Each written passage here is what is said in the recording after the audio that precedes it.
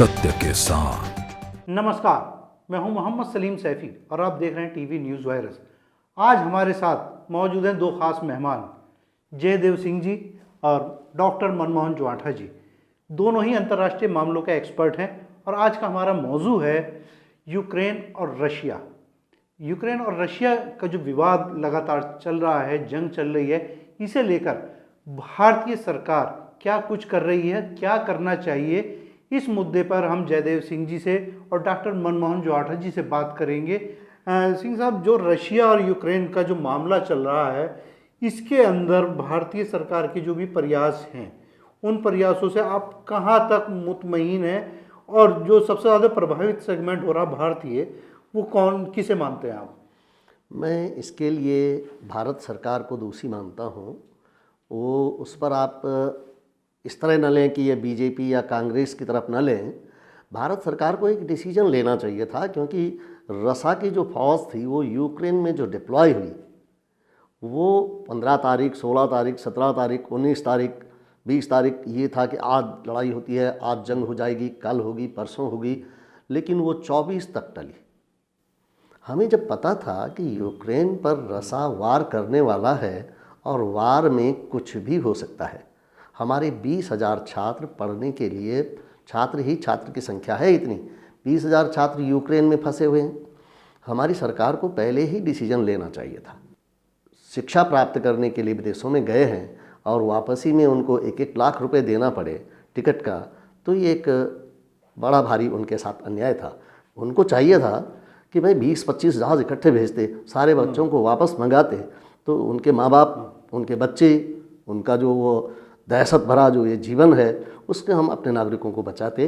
तो ज्वाठा जी, जिस तरीके से भारतीय छात्र यूक्रेन में फंसे हैं और रशिया लगातार बमबारी कर रहा है, तो उससे जो वहाँ के लोग प्रभावित हो रहे हैं, तो आप क्या मानते हैं जो भारतीय छात्र हैं उनके लिए क्या होना चाहिए था, और वर्तमान परिस्थितियों में जो कुछ हो रहा है उससे आपकी क्या राय है? तो सरकार की नीति शुरू से इनकी थोड़ा गलत रही। जब अमेरिका और देशों ने पहले से इनका जो है पता है कि वहाँ युद्ध होने वाला है, तो उन्होंने पहले से अपने बच्चों को बुलाना शुरू कर दिया, किंतु भारत ने बहुत लेट इसका जो है डिसीजन लिया, और जिस कारण हमारे बच्चे आज वहाँ फंसे। मैं कल वीडियो देख रहा था, तो वहाँ लड़कियों के साथ भी मारपीट की जा रही है। तो प्रोफेसर साहब, आपकी राय में जो अभी सरकार ने जो कदम उठाए हैं, तो उनमें और क्या क्या सुधार किए जाने की ज़रूरत है? इमीडिएट क्या स्टेप लेना चाहिए आपकी राय में? अभी जैसे इन्होंने 5 कुछ मंत्री वहाँ अभी भेजे, 5 मंत्री अभी वहाँ जाके उन्होंने अलग अलग स्टेट में उनको अभी रुका रखा है।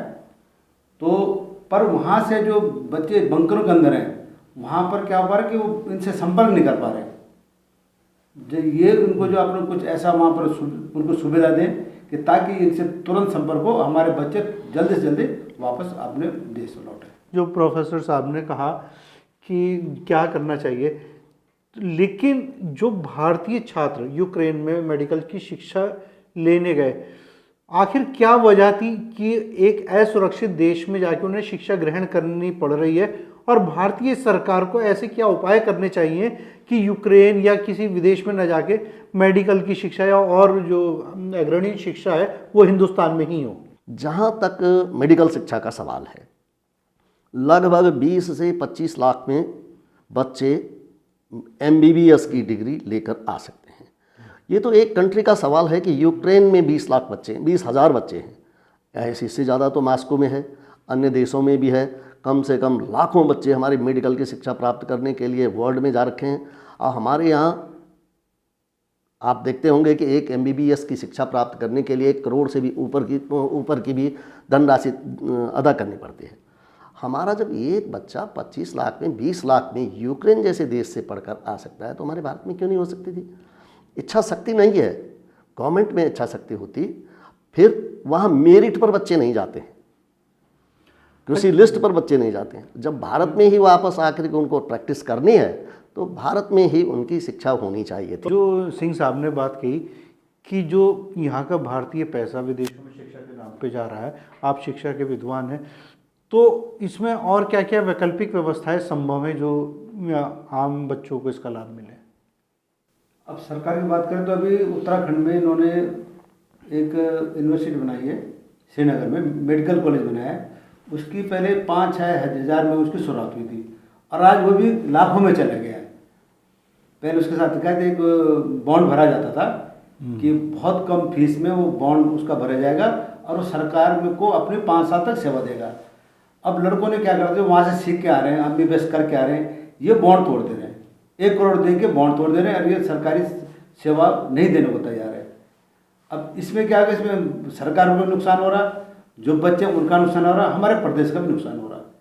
लेकिन उत्तराखंड राज्य सरकार इसमें क्या कदम उठा सकती थी जो नहीं उठाएगा या उठाने चाहिए, जो आप उत्तराखंड राज्य सरकार को सलाह? स्टेट का मामला नहीं है, ये भारत सरकार और हमारी फॉरेन एम्बेसी का मामला है। वो एम्बेसी भी काम नहीं कर रही है। बात मुद्दा उत्तराखंड का नहीं है, बात इस देश का है। उत्तराखंड हमारे तो उत्तरकाशी के ही कई बच्चे फंसे हुए हैं, अब भी रो रहे हैं, बिलख रहे हैं लोग वहाँ। तो सिंह साहब, आपने हमें इतना वक्त दिया, इसके लिए बहुत बहुत धन्यवाद। प्रोफेसर साहब, आपने वक्त निकाला हमारे लिए, बहुत बहुत शुक्रिया। तो ये हमारे 2 खास मेहमान थे जो अंतर्राष्ट्रीय मुद्दों पर अपनी बात रखी, और जिस तरीके से हमारे दोनों खास मेहमानों ने केंद्र सरकार को अपने सुझाव दिए, केंद्र सरकार को इस पर विचार करना चाहिए, क्योंकि किसी भी राष्ट्र के लिए उसके नागरिक बहुत मायने रखते हैं।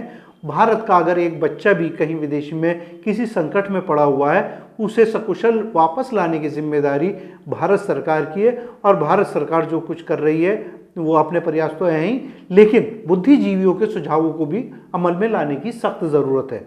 फिलहाल मोहम्मद सलीम सैफी को दीजिए इजाज़त। नमस्कार।